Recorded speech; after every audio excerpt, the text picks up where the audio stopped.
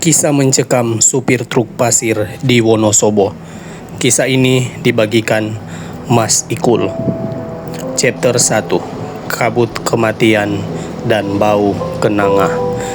Tahun 2019, tepat malam 1 Suro, di saat semua warga pantang keluar rumah dan memilih merenung ke dalam diri, Mas Ikul justru dipaksa ayahnya untuk menarik pasir demi proyek hotel yang bernilai besar. Cuan lebih manis dari madu, urusan setan belakangan, bentak ayahnya. Dengan perasaan campur aduk dan firasat yang luar biasa gelap, Mas Ikul menyalakan mesin truk raksasanya tepat pada pukul 22:30 malam. Ia menyetir sendirian menembus perbatasan hutan Wonosobo Purworejo yang gelap gulita.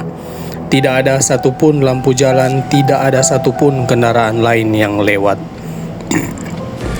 Memasuki jalan menurun yang panjang dan diapit oleh hutan bambu keramat, keanehan dimulai. Sebuah kabut putih tiba-tiba turun, luar biasa pekat hingga jarak pandang tersisa 5 meter. Bersamaan dengan itu, bau bunga kenanga menyeruak masuk memenuhi kabin truk. Baunya sangat menyengat, bukan melati melainkan mawar kuburan. Mas Ikul menginjak gas, merinding hebat. Tiba-tiba dari ekor matanya ia melihat sesuatu di tikungan. Sosok tubuh berbalut kain kafan putih bersih berdiri kaku. Wujudnya sangat padat, menatap lurus ke arah jalan dengan wajah yang hitam legam. Pocong. Mas Ikul teriak tak karuan, mengerem mendadak hingga truknya oleng, nyaris terbalik. Sambil bergetar, ia memutar surah Yasin dari ponselnya dengan volume maksimal. Perlahan-lahan sosok pocong di pinggir jalan itu memudar, menjadi transparan dan hilang tertelan kabut malam.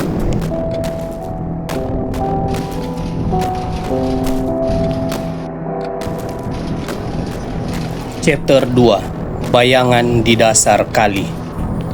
Tiba di lokasi tambang pukul 2:30 pagi dengan dada masih berdebar. Mas Ikul memarkir truknya di pinggir kali raksasa yang sepi.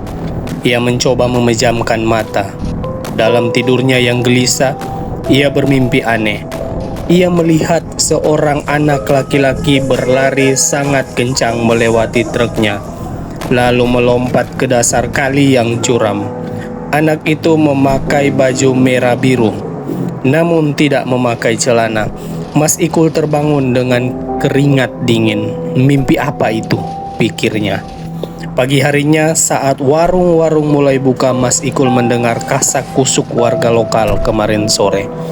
Kali itu baru saja memakan korban banjir bandang. Ada mayat bocah kelas 5 SD ditemuin, nyangkut di akar pohon raksasa di depan situ Mas, kata seorang warga, menunjuk tepat ke depan truk Mas Ikul. Mas Ikul menelan ludah. Ciri-cirinya gimana, Pak? Bocah laki-laki bajunya merah biru, nggak pakai celana, ketarik arus air. Darah Mas Ikul berdesir. Anak dari mimpinya semalam melompat tepat di tempat mayatnya ditemukan. Chapter 3, Rombongan Ratu Kidul di atas langit. Teror tidak berhenti di situ. Beberapa hari kemudian, masih di bulan Suro, Mas Ikul kembali bekerja. Kali ini ditemani kakaknya, karena sampai di tambang terlalu malam pukul 23:00. Kakaknya memilih tidur di dalam truk, sementara Mas Ikul tidur di gubuk bambu tanpa dinding di pinggir kali. Pukul 11:30 malam saat sedang main HP, tiba-tiba brak, sebuah cengkir tunas kelapa dilempar dengan keras ke arahnya. Mas Ikul menoleh. Tidak ada siapa-siapa, bahkan tidak ada satupun pohon kelapa di area tambang tersebut. Tiba-tiba terdengar suara kresek-kresek bayangan bergerak sangat cepat. Di saat yang bersamaan, kakaknya yang berada di truk lari terbirit-birit menghampiri Mas Ikul di gubuk. Wajahnya pucat pasi. Ia baru saja mendengar suara istrinya berbisik jelas di telinganya dari balik kursi kemudi, memanggil-manggil namanya di tengah hutan yang sepi. Keduanya meringkuk di gubuk berdua. Tepat di titik ini, Mas Ikul mendengar suara yang paling membuat bulu kudunya berdiri. Kricik, kricik, kricik. Suara kereta kuda delman. Sangat jelas, sangat dekat. Namun anehnya, suara derap langkah kuda dan lonceng itu tidak berasal dari tanah, melainkan melintas di atas langit, tepat di atas kali. Pagi harinya, warga lokal yang diceritakan hal ini hanya tersenyum simpul. Sampean hoki mas, kali ini emang rutenya lampor. Kalau bulan suro, itu prajurit Ratu Kidul dari pantai selatan lagi sowan naik kereta kencana ke Gunung Merapi.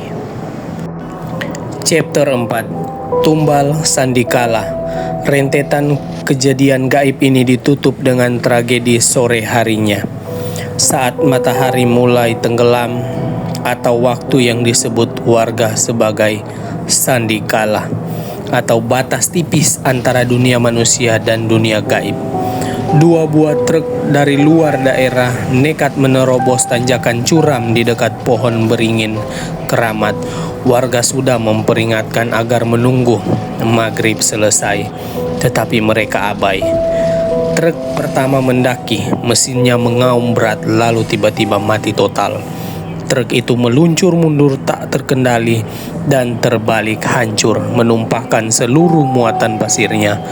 Belum selesai dievakuasi, 15 menit kemudian truk keduanya mengalami hal yang persis sama, mundur dan terguling. Anehnya, saat dievakuasi, kedua supir dari truk yang berbeda itu ditemukan dalam kondisi linglung parah dengan tatapan mata kosong.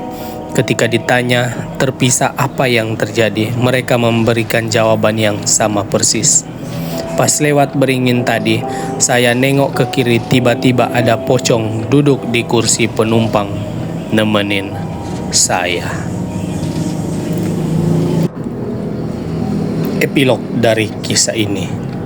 Di Wonosobo dan mungkin di seluruh tanah Jawa, malam satu suro bukanlah malam untuk mencari keuntungan atau menantang alam. Itu adalah malam di mana dimensi kita bergesekan paling dekat dengan dimensi mereka. Jika kamu sedang berkendara malam ini melewati jalan yang sepi dan tiba-tiba mencium wangi bunga kenanga, jangan pernah menoleh ke bangku kosong di sebelahmu. Demikian kisah ini. Jangan lupa subscribe dan bunyikan loncengnya agar setiap ada video baru, kamu akan menjadi orang yang pertama yang menontonnya. Thank you.